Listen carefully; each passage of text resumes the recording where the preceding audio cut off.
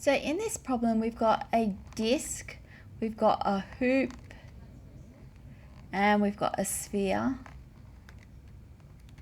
And they've all got the same radius, so R, R, R, and they've all got the same mass. And they're all acted upon by the same force, F. So here's F.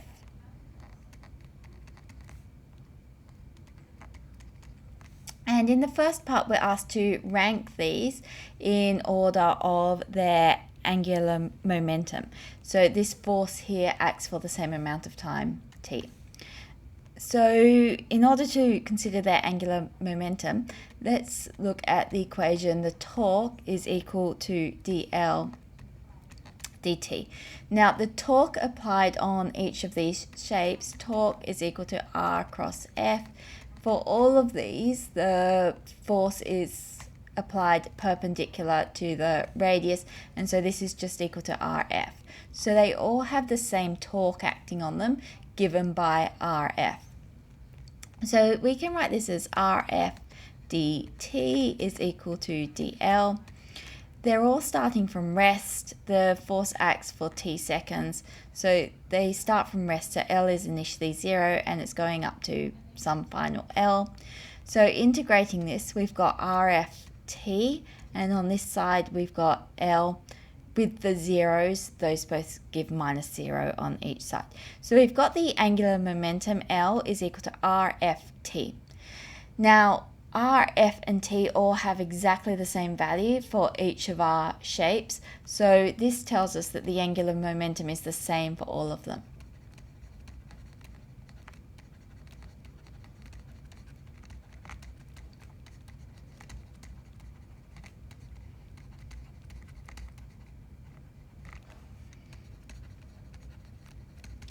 Okay, now in the second part, we were asked to rank them in terms of their final angular speed. So they start from rest and we need to work out their angular speed.